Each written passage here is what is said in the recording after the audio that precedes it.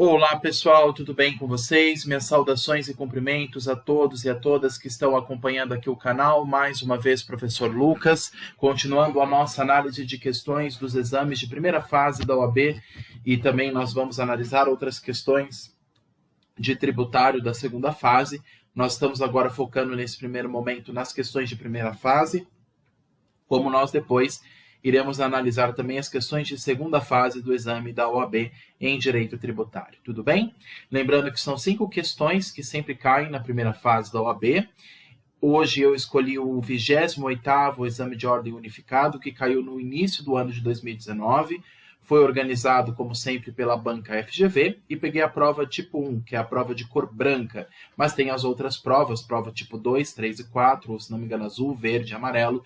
Cada uma tem uma formatação, tem uma distribuição de questões diferentes. As questões são sempre a mesma, pessoal. As questões de tributário que estão na prova tipo 1 é a mesma que estão no tipo 2, 3 e 4. Só muda a ordem, porque no dia da prova eles evitam essa cola entre uma pessoa e outra. Por isso que existe essa inversão de ordens, tudo bem? E geralmente a prova tipo 1, que é a prova de cor branca, as questões, como vocês sabem, ela está mais ou menos na metade da prova, entre 22 a 26, são 40 questões. Entre as questões 22 a 26, são 5 questões no todo de tributário, são as questões que caem na primeira fase do exame da OAB, e nós vamos analisar estas 5 questões que caíram nesse 28º Exame de Ordem Unificado, organizado pela banca Fundação Getúlio Vargas, tudo bem? Pessoal, se tiverem dúvidas, fiquem à vontade para colocar os seus questionamentos aqui embaixo dos vídeos. E sempre vou insistir, pessoal, todos os dias com vocês, uma questão. Além de vocês estudarem a parte teórica, que é muito importante, nós vamos ter outras aulas aqui no canal falando dos principais temas que caem em primeira fase. É importante a leitura da lei, é verdade, então são 2 temas importantes, que é estudo da aula, estudo das aulas, da parte teórica, muitas aulas eu já tratei aqui no canal, e mais a legislação, e somado a isso, é necessário, fundamental, resolver questões. Somente resolvendo questões vocês vão saber basicamente como é que é a dinâmica da FGV, porque para passar na primeira fase, pessoal, não basta apenas ter a teoria de cor, é necessário vocês terem uma, vamos dizer assim, a malandragem, desculpa a expressão, mas o jeitinho, entender o modo como a banca organiza as questões, porque tem temas, pessoal, que a banca mais gosta de perguntar. Para quem está acompanhando, sempre pergunta sobre espécies tributárias, responsabilidade tributária, prazo de prescrição e decadência, lançamento tributário. Então, são temas que a FGV adora perguntar em primeira fase em tributário, tudo bem? Mesmo para o pessoal que não vai fazer segunda fase em tributário na OAB, vão ter que encarar essas 5 questões de tributário para passar para a segunda fase. Então, eu quero ajudar vocês a entender a dinâmica de tributário na OAB para que a gente, em conjunto, entenda como é que é essa, como eu falei, esse nome, né? Essa malandragem, esse modo como a FGV organiza as questões, para que vocês fiquem espertos e aí consigam acertar a questão correta em cada uma dessas 5 questões e consigam gabaritar. E gabaritando, pessoal, vocês vão ter 5 pontos, vocês precisam de 40. 5 são apenas de tributário, então tributário tem um peso muito forte na OAB, então é importante que vocês se dediquem, tudo bem? Pessoal, então vamos lá, vamos estudar as questões. A primeira questão do nosso bloco é a questão de número 22, que está mais ou menos aí no meio da prova. Vamos analisar as 4 alternativas e vamos ver qual delas é a correta, tudo bem? Mas, pessoal, só uma dica, antes de eu começar a ler a questão, é o seguinte. Geralmente eles perguntam a alternativa correta, mas se eles perguntarem a questão errada, aí vocês vão ter 3 certas e 1 errada. Então, sempre leiam com atenção a questão, leiam mais de uma vez para ficar bem lido, bem entendido a questão, bem absorvido, para que vocês consigam responder a questão com propriedade, tudo bem? Vamos lá, então, questão de número 22. O Distrito Federal institui por lei distrital a contribuição para o custeio de serviço de iluminação pública, que é a famosa COSIP, Contribuição para a Iluminação Pública. Tudo bem. Um contribuinte insurgiu-se judicialmente contra tal cobrança, alegando que a instituição pelo Distrito Federal seria inconstitucional, que o Distrito Federal, portanto, não poderia instituir essa COSIP, que é a Contribuição sobre o Serviço de Iluminação Pública.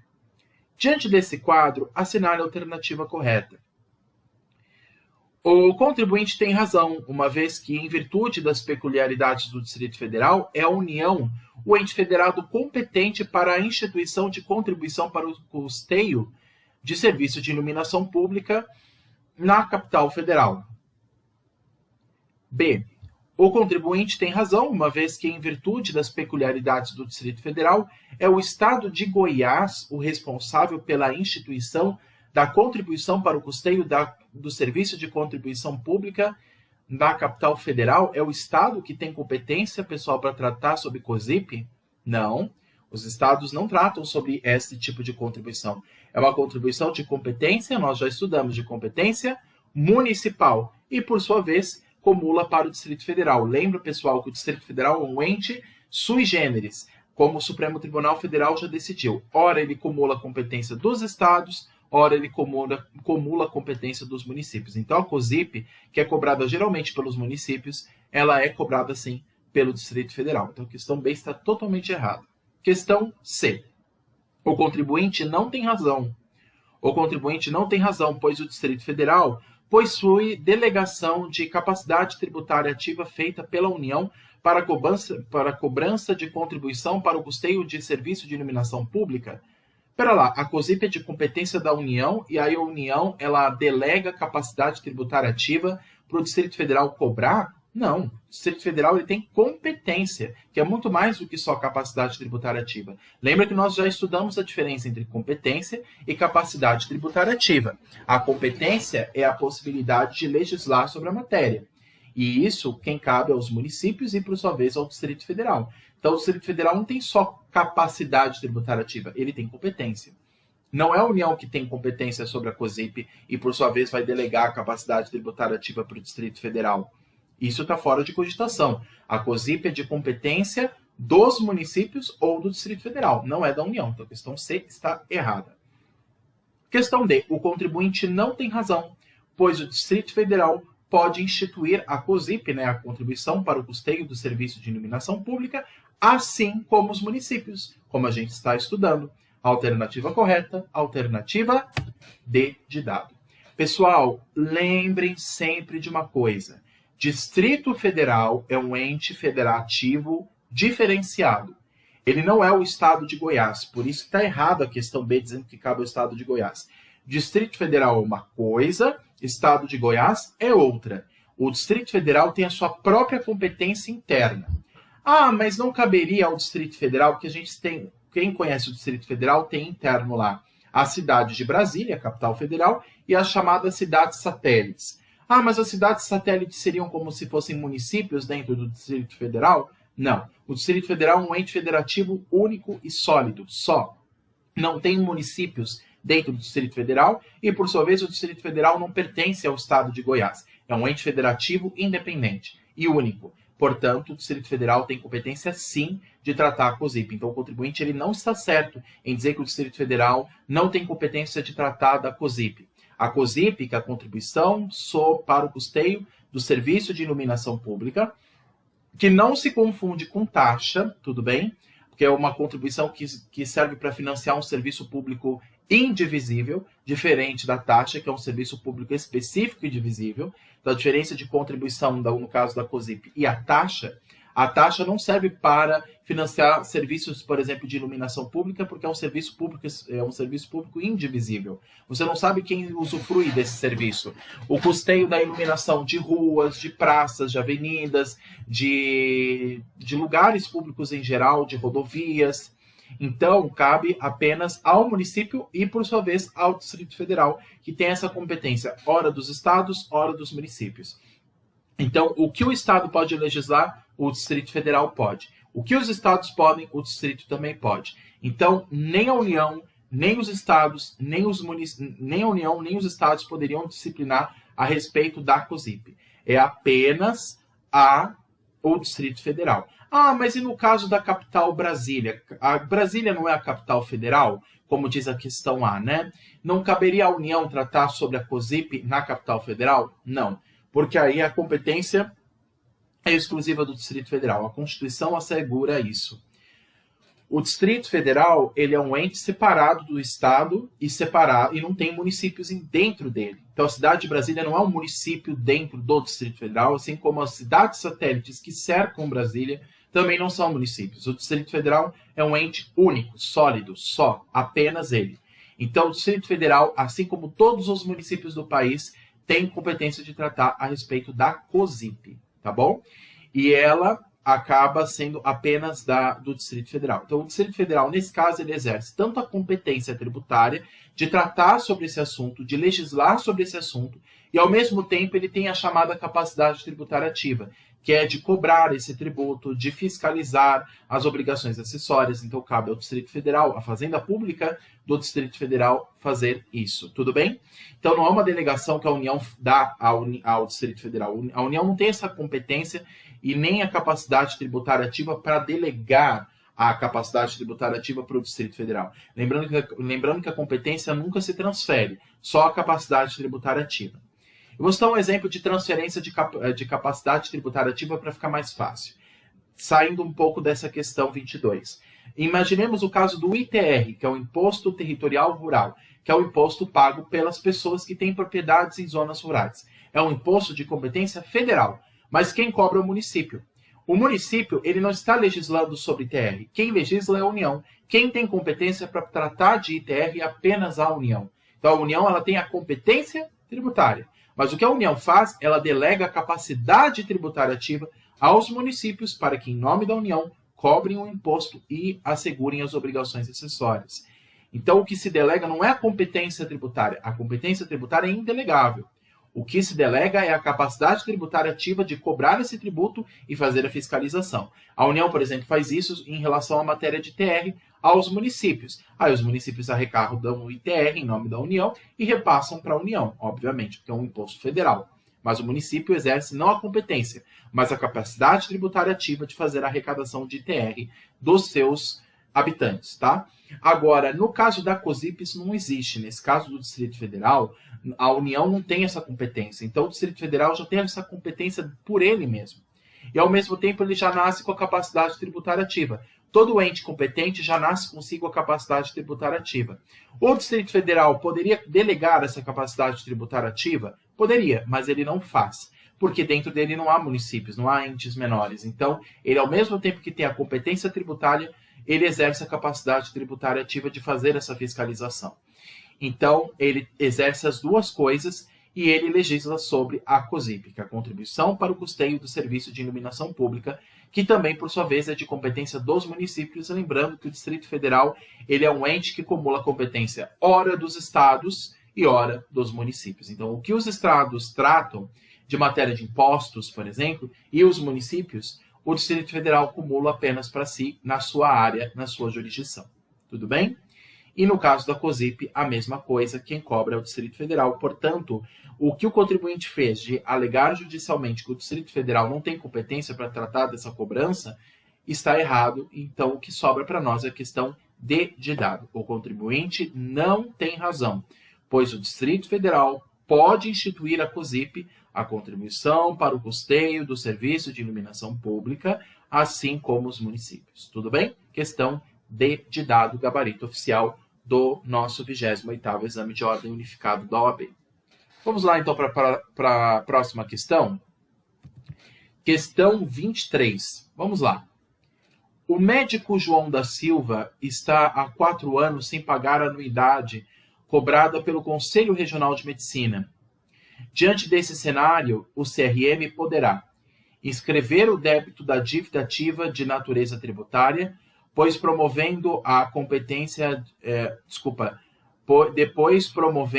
competente ação de execução fiscal, regido pela Lei 6.830 de 80 para a cobrança.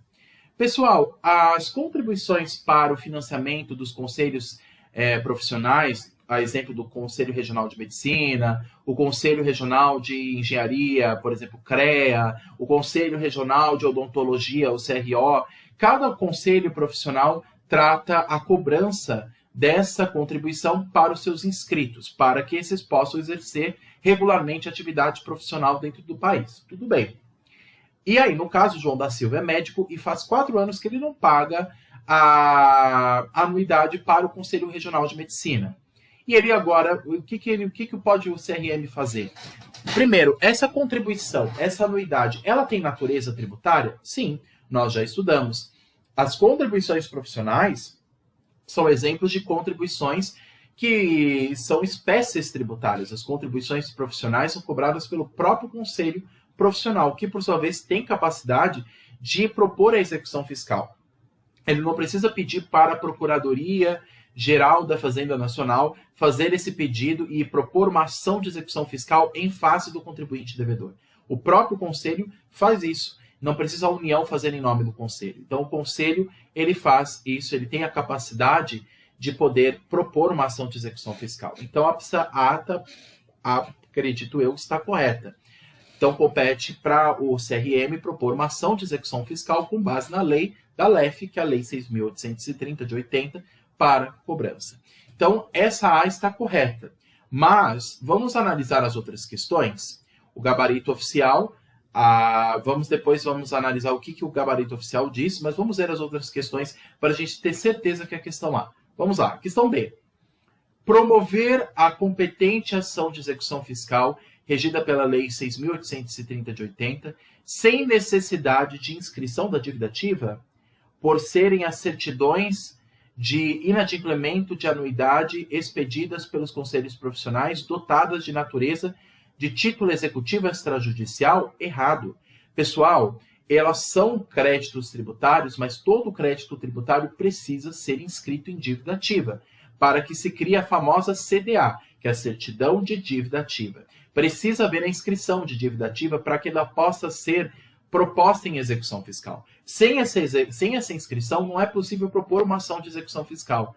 Então, não basta apenas o Conselho cobrar. É necessário que ele inscreva este crédito, né, de 4 anos sem pagar em dívida ativa para que, habilitado, se torne um título executivo extrajudicial passível, tendo natureza de liquidez e veracidade, passível de ser cobrado judicialmente. Então, antes da ação de execução fiscal, tem que haver a inscrição de dívida ativa. Isso é parte do processo judicial de execução fiscal, né? Que a gente vê isso na Lei 6.830 de 80. A inscrição de dívida ativa vem antes da propositura da ação.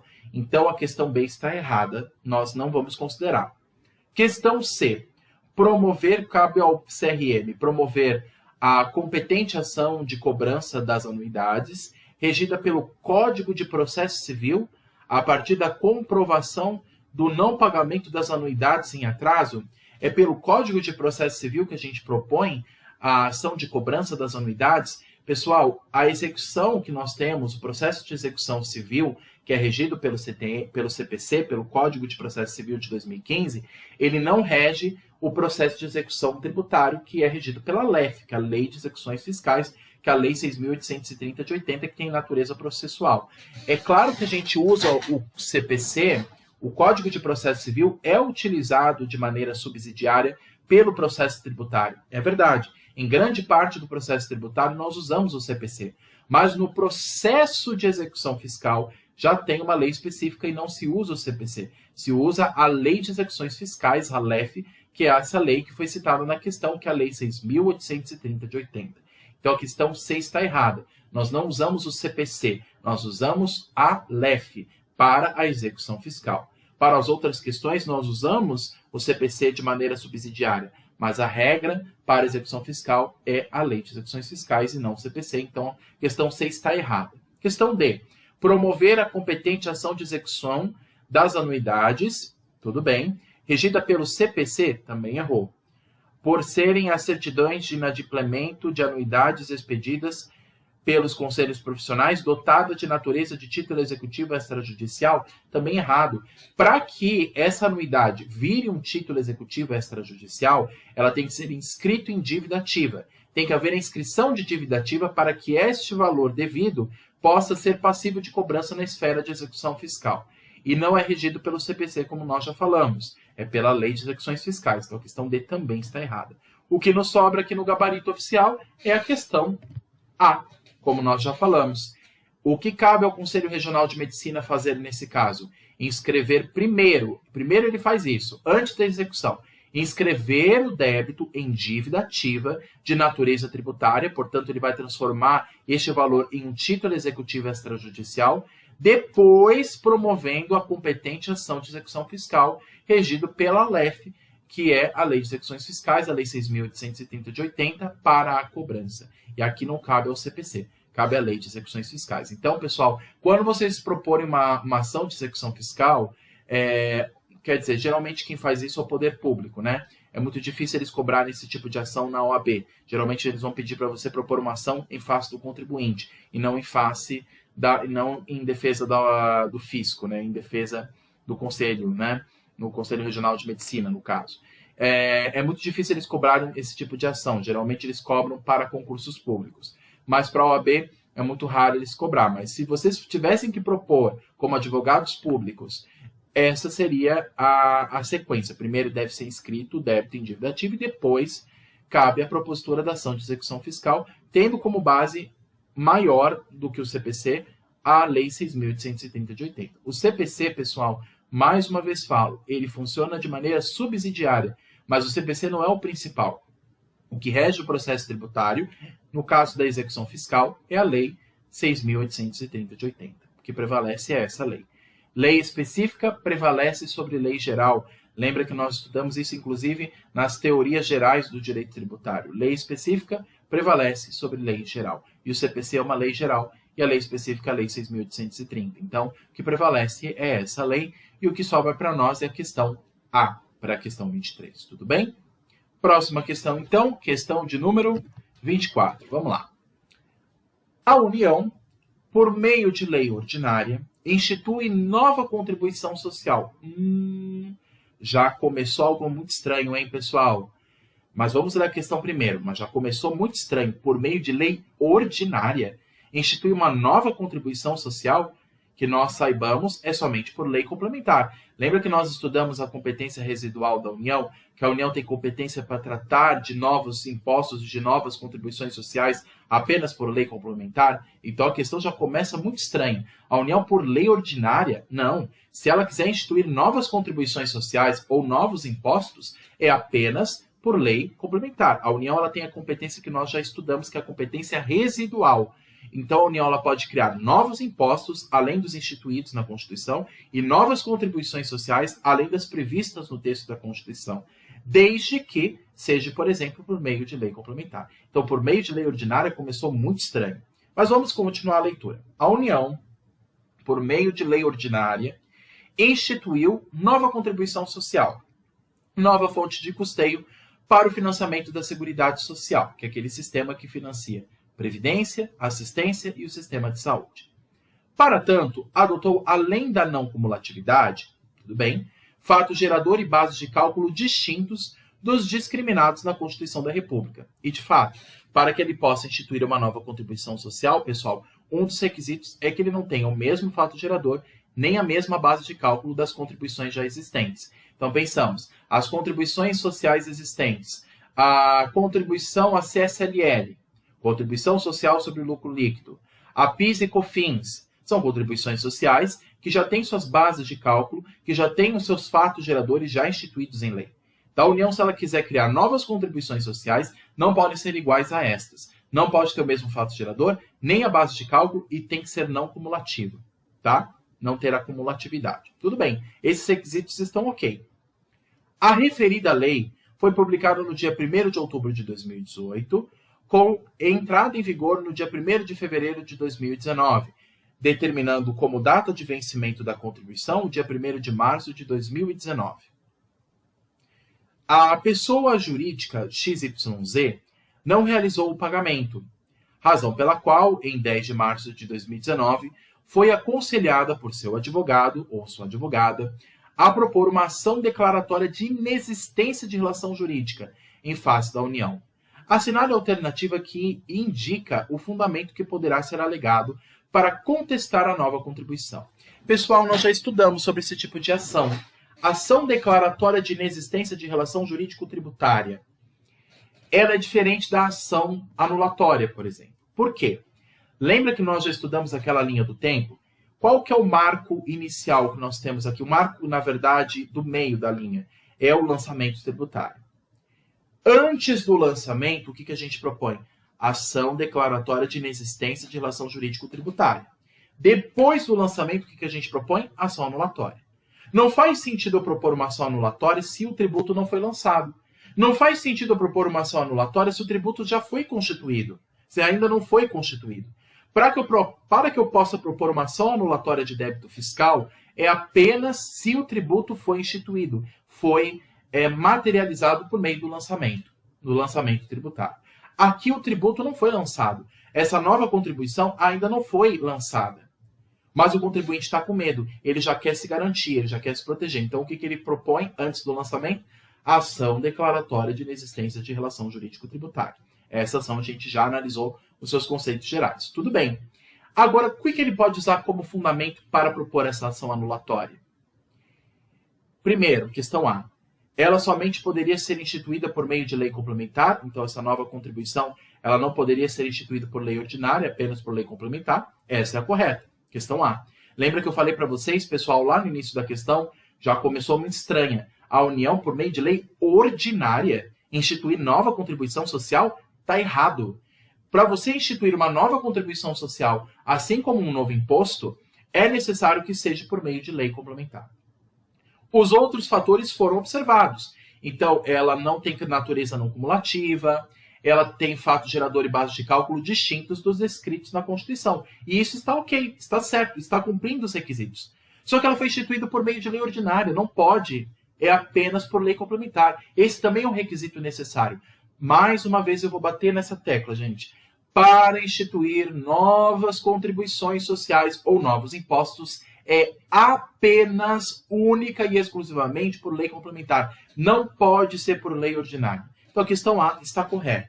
Mas vamos ver as outras questões. Questão B. Ela viola o princípio da anterioridade anual? Não. Ela observou o princípio da anterioridade. Até a questão fala para a gente que a lei foi publicada no dia 1º de outubro de 2018 e ela entra em vigor só em 1º de fevereiro de 2019. Teve um período de 1 ano. Anterioridade anual. Está ok. Ela violou o princípio da anterioridade nonagesimal? Aqui não se aplica o princípio da anterioridade nonagesimal. Porque, desculpa, repito, aqui não se aplicou o princípio da anterioridade anual. Porque, na verdade, a lei foi publicada em outubro de 2018, mas passou a vigorar em fevereiro de 2019. Aqui tem um prazo de 90 dias, que é o prazo mínimo. Se essa nova contribuição não foi instituída no início do ano de 2018, portanto, só no final, no dia 1º de outubro de 2018, ela tem que observar ao menos 90 dias. Não pode valer já no dia 1º de janeiro de 2019. Justamente tem que ter um prazo mínimo de 90 dias, que é a anterioridade nonagesimal. Então, a nonagesimal foi observada. Aqui não se aplica a anual. Por quê? Porque a mudança dessa contribuição, essa nova contribuição, foi instituída no finalzinho de 2018. Para que ela já não possa valer já no início de 2019, tem que ter um prazo maior, que é no mínimo 90 dias. Então, lembra que se não se aplica a anterioridade anual, de maneira subsidiária se aplica a nonagesimal. E a nonagesimal aqui foi observada e teve sim a observância do prazo de 90 dias, desde o dia 1º de outubro de 2018 até o dia 1º de fevereiro de 2019. Então, a questão C está errada e a B também está errada. Questão D. Ela somente poderia ser instituída por emenda constitucional? Não, gente. Emenda constitucional não é necessária emenda constitucional para instituir uma nova contribuição. Ah, mas eu não teria que alterar o disposto na Constituição, o que está escrito na Constituição? Não, porque o próprio texto constitucional já dá essa possibilidade. Eu não preciso alterar o texto constitucional originário. Eu não preciso propor uma emenda, uma proposta de emenda à Constituição para que ela altere o texto da Constituição e assim consiga colocar uma nova contribuição. Está errado. Para você instituir uma nova contribuição, assim como um novo imposto, não precisa de uma emenda constitucional, até porque o texto constitucional já possibilita isso. Apenas a União pode instituir novas contribuições sociais ou novos impostos, mas tem que ser por meio de lei complementar, não por lei ordinária. Para se aprovar uma lei complementar, pessoal, é muito mais difícil do que por uma lei ordinária. Agora, não precisa tanto, não precisa ser por uma emenda constitucional. Porque para aprovar a emenda constitucional é mais difícil ainda, que é aquela votação de 3/5 em 2 turnos nas 2 casas do Congresso Nacional. O artigo 5º fala sobre isso. A aprovação de 3/5 em 2 turnos nas 2 casas do Congresso. Não precisa de tudo isso para que se aplique uma nova contribuição, até porque o texto constitucional já prevê essa possibilidade. Além das contribuições já previstas na Constituição, além também dos impostos já previstos na Constituição, a União pode criar novos impostos e novas contribuições, desde que não haja acumulatividade, nem fato gerador, nem base de cálculo iguais das contribuições ou impostos já existentes, e terá que ser por meio de lei complementar, não por lei ordinária. Então, é isso que a Constituição estabelece. Então, a questão correta para nós é a questão A de amor. Ela somente poderia ser instituída por meio de lei complementar. Todos os outros requisitos foram observados? Foram, porque a União ali, no meio da questão, ela diz, ela adotou uma contribuição que não teria acumulatividade, fato gerador e base de cálculo distintos das contribuições já existentes na Constituição, mas ela instituiu por meio de lei ordinária. Está errado, é apenas por lei complementar. Então, a questão correta para nós é a questão A. A União somente poderia ser, a contribuição nova, né, essa nova contribuição social instituída pela União, somente poderia ser instituída por meio de lei complementar. Não precisa de emenda constitucional, mas também, muito menos, lei ordinária. É apenas por lei complementar. Questão correta, questão A. Tudo bem? Bora para a próxima questão. Questão de número 25. Ó, uma questão de PTU, hein, gente? Já estudamos essa matéria aqui no canal. Vamos analisar, então. Pedro tem 3 anos de idade e é proprietário de um apartamento. Legal. Ele é uma criança, mas é proprietário de um apartamento. Tá bom. Em janeiro deste ano, o fisco notificou Pedro para o pagamento de IPTU, Imposto Predial e Territorial Urbano, por meio do envio de carnê de cobrança de seu endereço. Os pais de Pedro, recebendo a correspondência, decidiram não pagar o tributo, mesmo possuindo recursos suficientes para tanto. Diante da impossibilidade de cumprimento da obrigação por Pedro, porque ele é uma criança de 3 anos, assinaram a alternativa correta. Os pais de Pedro devem pagar o tributo na qualidade de substitutos tributários. O fisco deverá aguardar Pedro completar 18 anos para iniciar o processo de execução de dívida? Não, porque lembra que a capacidade tributária ativa não se confunde com a capacidade civil. Perante o direito civil, o Pedro tem 3 anos, então ele não tem capacidade civil. Mas na capacidade, no âmbito tributário, não importa se você é um bebê recém-nascido ou se é um idoso de 80 anos. Você tem capacidade tributária ativa. Qualquer pessoa tem capacidade tributária ativa, e no caso, Pedro tem. Não precisa esperar 18 anos para se abrir um processo de execução, até porque você tem até 5 anos para propor esse processo. Não daria tempo. Então, a questão B está errada. Questão C. Os pais de Pedro responderão pelo pagamento do tributo, uma vez que são responsáveis tributários na condição de terceiros? Essa está bem mais correta, né? E a questão D. O fisco deve cobrar o tributo dos pais de Pedro, já que são contribuintes de IPTU? Não. Lembra quem é o proprietário? É o Pedro. Não interessa se ele é uma criança. Se ele é o proprietário, ele é o sujeito passivo de IPTU. Não importa se é uma criança de 3 anos, não importa se é um idoso de 80. Se é proprietário do imóvel, quem é o proprietário é o sujeito passivo obrigatório do IPTU. Lembra quando a gente analisou a regra matriz de incidência tributária, a RMIT, de cada um dos impostos? A gente estudou a regra matriz do IPTU. Quem é o sujeito ativo, quem é o sujeito passivo? O sujeito ativo é o município, quem cobra. Passivo é quem é cobrado, no caso, o proprietário do imóvel urbano, que é, no caso, Pedro, e não seus pais. Mas, por ele ser uma criança, o direito tributário, o Código Tributário Nacional diz que, nesse caso, mesmo ele sendo contribuinte, quem responderá em nome dele será os seus pais. Mas não porque os pais dele são contribuintes, mas porque são responsáveis tributários. A figura do responsável tributário, ela já é prevista no CTN. Mesmo que o contribuinte de fato seja Pedro, existem os responsáveis, por exemplo, os pais que respondem em nome dos filhos. Mesmo que Pedro seja de fato sujeito passivo, quem responde em nome do sujeito passivo, como se ele o fosse, são os seus responsáveis tributários. E aí, no caso, quem entra é a questão C. A questão C que está correta. Os pais de Pedro responderão pelo pagamento do tributo, né, uma vez que são responsáveis tributários. Eles não são contribuintes, não são os proprietários do imóvel, mas são os responsáveis tributários de acordo com o CTN, nas condições de terceiro, tá? Então, a questão correta é a questão C de casa.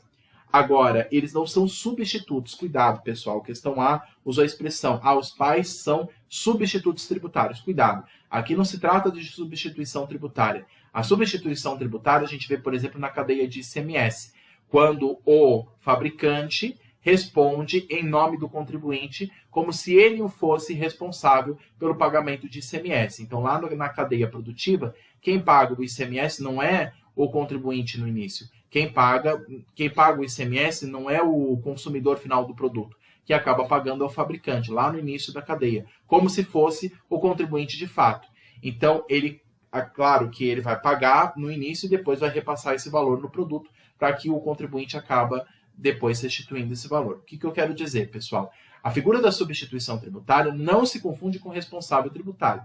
Os pais não estão respondendo como se fossem o contribuinte, porque eles não são contribuintes, mas eles são responsáveis por Pedro, porque são pais dele. Mas, na cadeia produtiva, você tem o fabricante e tem o consumidor final.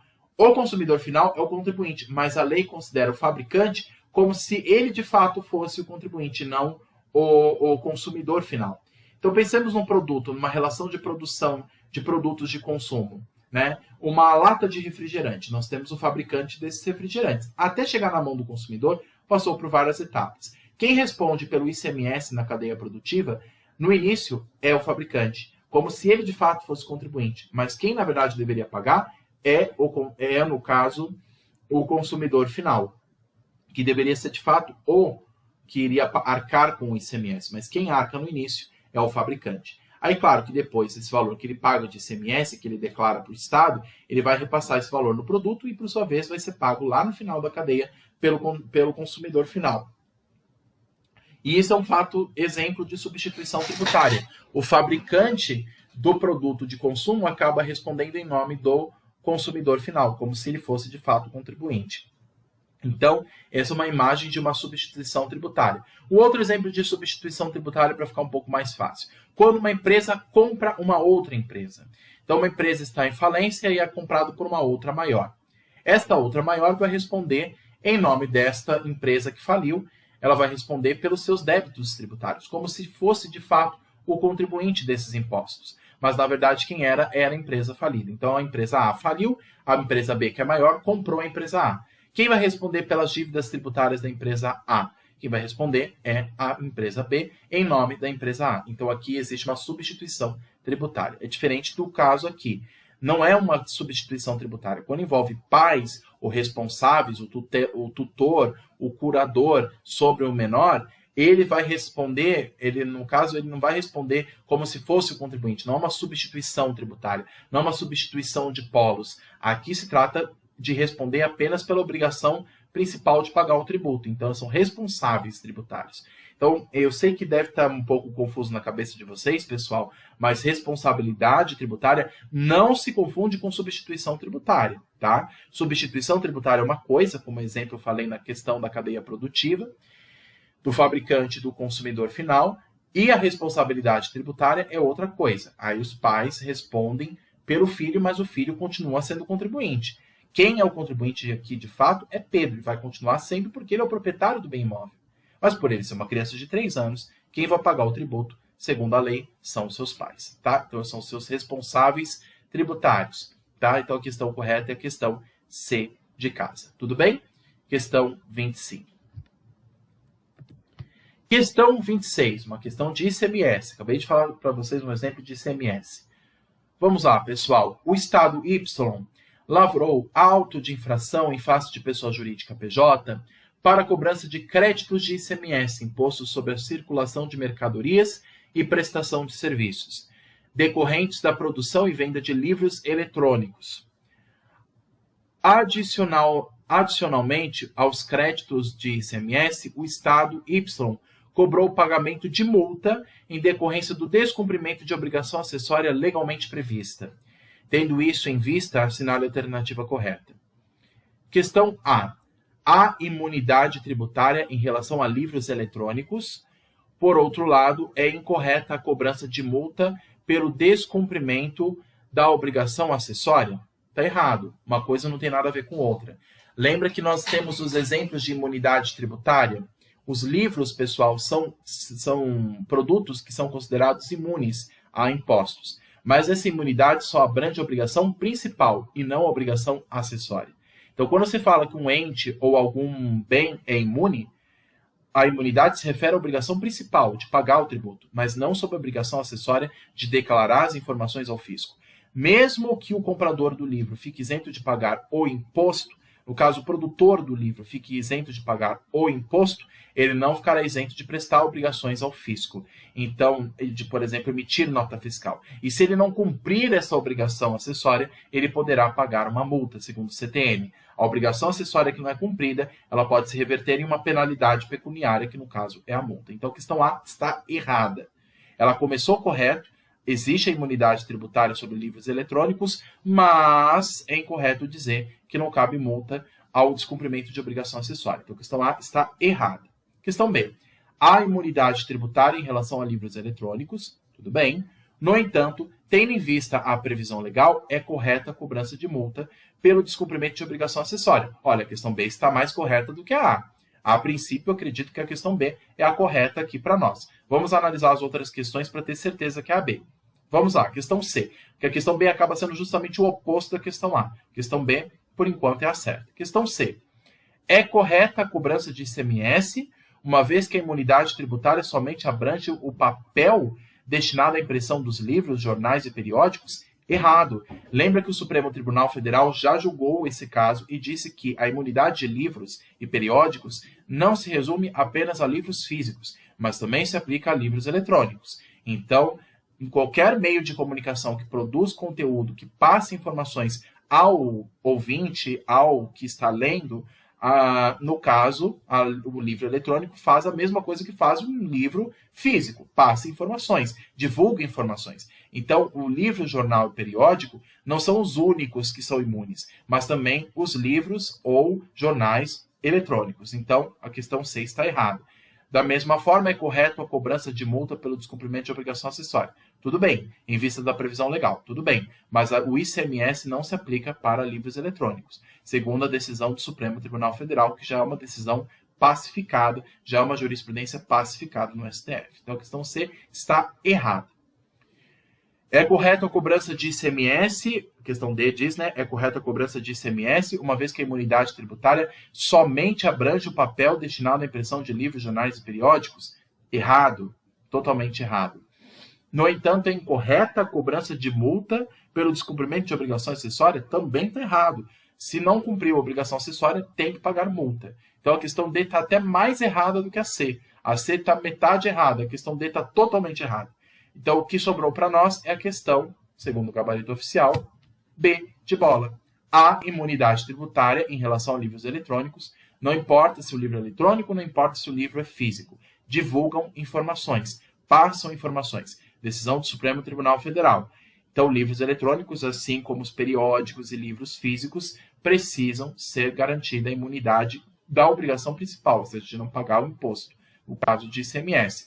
No entanto, se não cumprir a obrigação acessória, no caso de prestar informações ao fisco, a exemplo de emitir também nota fiscal, para que o fisco verifique o que está acontecendo nas operações de produção, se não cumpriu a obrigação acessória, aí diz a segunda parte da questão. No entanto, tendo em vista a previsão legal, é correta a cobrança de multa pelo descumprimento de obrigação acessória. Lembra que o Código Tributário Nacional já prevê essa possibilidade.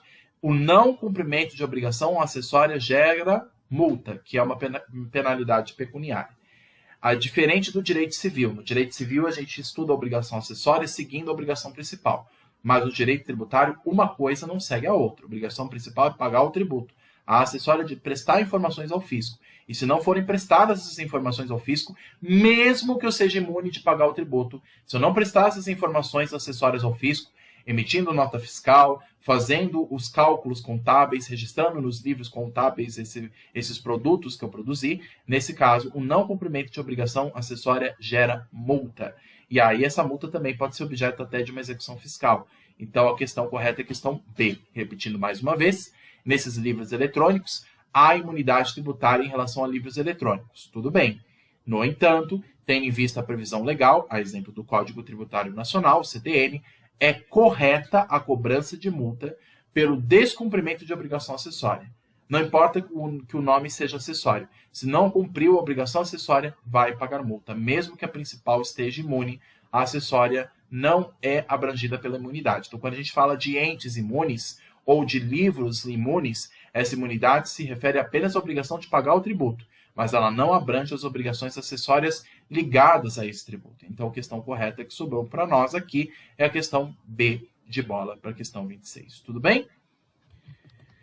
Pessoal, é isso de maneira geral. Essas são as questões que eu queria analisar com vocês. Fico à disposição de esclarecer a dúvida de vocês no que for necessário. Se vocês tiverem dúvidas, deixem aqui nos comentários. Não só dessa aula, mas das outras aulas. Se tiverem dúvida, deixem aqui e ficarei muito feliz em responder vocês e esclarecer as dúvidas. Tudo bem? Curtam, comentem, compartilhem, se inscrevam no canal, ativem o sininho, me ajudem a fazer com que esse canal cresça o maior número possível de pessoas para que todos consigam se preparar para os exames, no caso, em especial para a matéria de direito tributário. Tudo bem?